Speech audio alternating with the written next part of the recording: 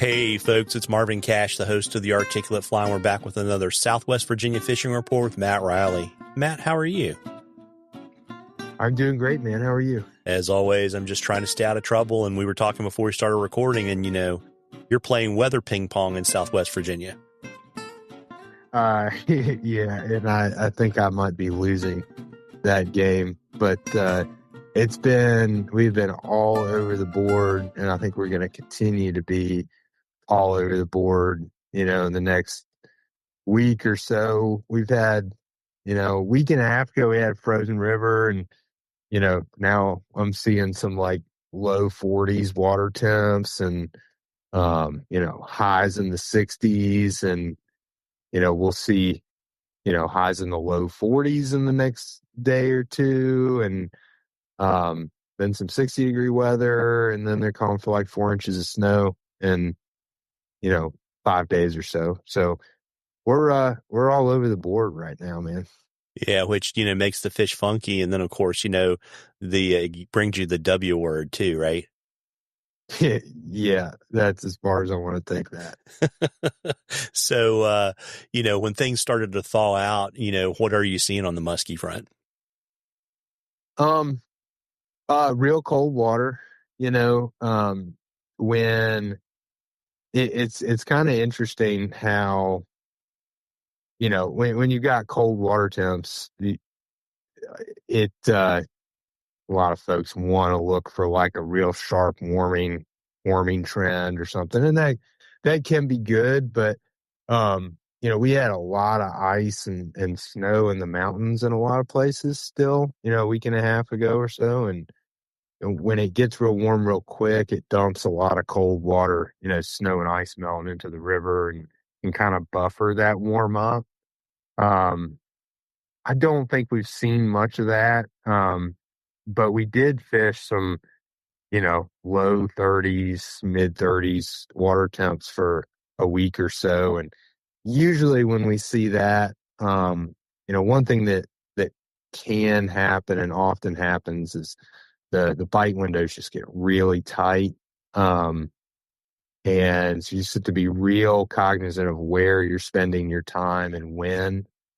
Not a lot of follows and, real like curious kind of activity when it gets that cold typically, but they'll still eat. And as a musky fisherman, I'm really not scared of really cold water. They can still be very active, and you could still have some fantastic days. It just changes a little bit and how you have to think about your day. And, like I said, oftentimes, like in the fall when it's warmer, clearer, you can have days where you move a dozen fish and hook and land one or two. When the water temp's 33 degrees, usually that ratio is a lot smaller. You might move a couple fish and then get a couple eats, or move one fish and get a couple eats, or you might just miss it entirely and not see anything. But you tend to see everything just tends to be a little more isolated, tighter, and the fish just tend to be a little more intentional, I guess. They're not just swimming around and checking things out for fun. If you're seeing them moving around, they're usually going to eat something, I like to think. Well, there you go. It's always good to be optimistic. And got a got a question for you from Brenner, and it's a streamer question. He wanted to kind of get your thoughts on, how you decide where you want to fish your streamers in the water column, like how you decide between mid column and maybe upper water column. Yeah. I'll sort of talk about it in a musky context because that's where my brain is at the moment. One thing that, jumps out really quickly is, you know, I don't think it's a bad thing to fish near the bottom when you're musky fishing, all the time. The third of the water column or so. You don't have to be on the bottom. You certainly don't have to be on the bottom.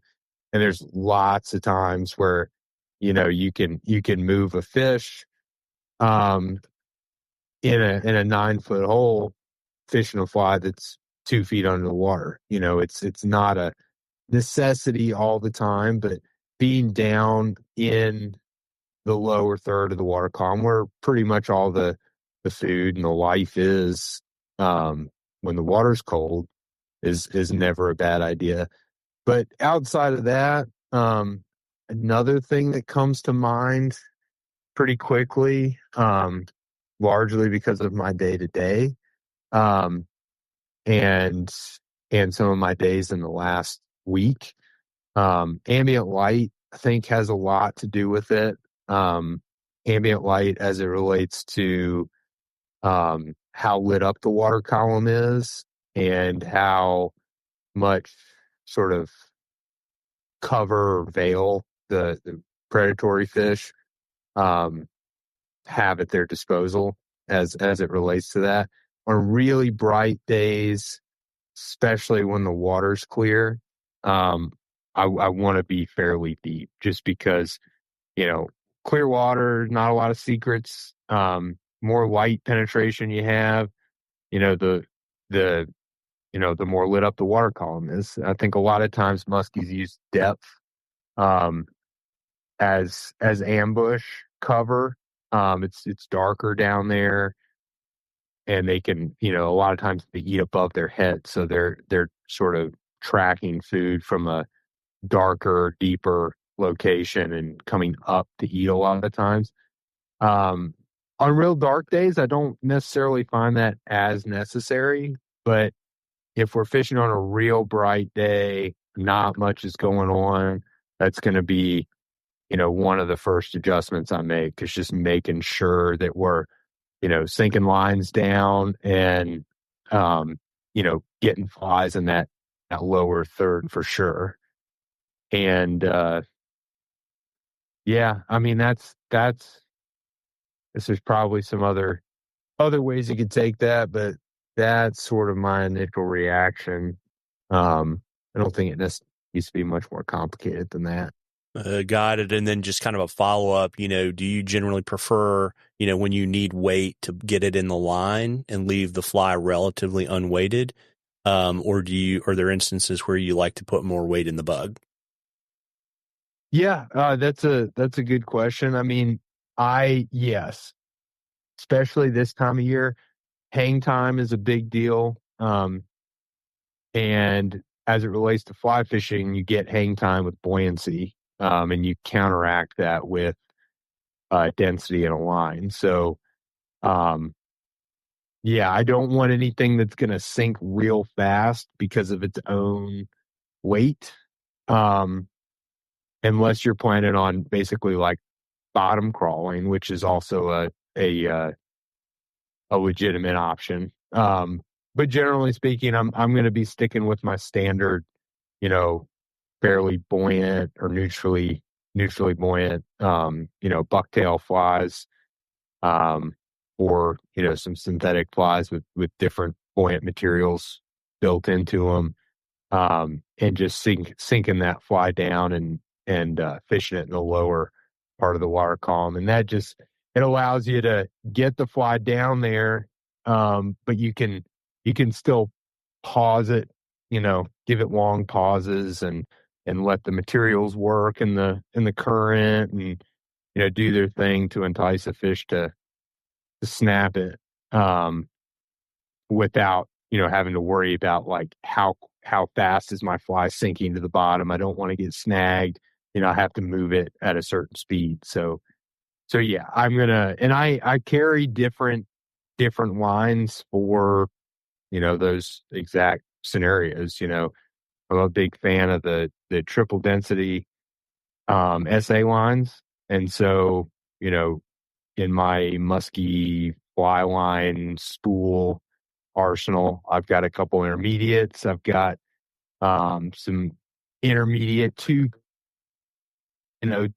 I-35s, 357s that just allows you to really sort of fine tune your presentation there. And, again, you just never want to be worried about, my fly getting to the bottom too quickly, or, I've got to sit here and count this line down 20 seconds to get it in the lower part of the column in 8 feet of water, So having the right tool for the job there is definitely a big deal. Got it. And, folks, we love questions on the articulate fly. You can email them to us or DM us on social media, whatever's easiest for you. And if we use your question, I will send you some articulate fly swag, and we'll enter your drawing for some cool stuff from Matt at the end of the season. And, Matt, before I let you go, I know it's been kind of crazy and you're on the yo-yo right now. And, we're going to know that there's the W word's going to be around a lot, particularly into March into Virginia. But that also means that you're getting closer to pre-spawn smallmouth bass. You want to let folks kind of know what you have available. I know you're probably booking into the summer and probably even a little bit into the following year for Musky, right? Yeah. Definitely already talking some Musky dates for next fall. Some of that's because how brutal January was. We pushed some dates out till next season, but I have already booked some of those days. But as far as sort of the spring, summer, I do have a couple of pre-spawn days left in March here and there. I think there's 2 or 3. Couple of spring striper slots open, and then as far as the summer goes, man, it's fairly sparse, but I think I've got a couple in July, and then there's a couple of maybe a week of days in early October, kind of our last, sort of my last hurrah of the main smallmouth season. And depending on that first early part of October can go a couple different ways. If we get a hurricane like we did this past year, and there's some water in the river, there can be some pretty fantastic streamer fishing that time of year, or some bigger fish that are kind of in an instinct driven winter bulk up mode, and on dry warm years we can have some pretty good topwater smallmouth fishing into early October. So that's pretty much what I've got. As always, if you're interested in anything, talking fishing or whatever, just reach out whenever, and we'll figure something out. Yeah, it's funny. I think that October is a little bit more my speed. I've kind of had my fill of that dry heat of Virginia in August. Yeah, man, this last summer was definitely a bruiser. I don't know what you call the weather pattern we're in right now, but we had a pretty dang hot, dry summer and pretty wet, cold winter. So hopefully that means we have a fairly slow, natural spring. But these 70-degree days in January, early February are kind of freaking me out. Yeah, it doesn't bode well.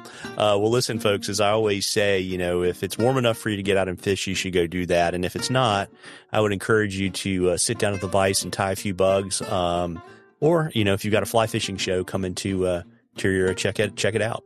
Tight lines, everybody. Tight lines, Matt. Thanks, Marvin.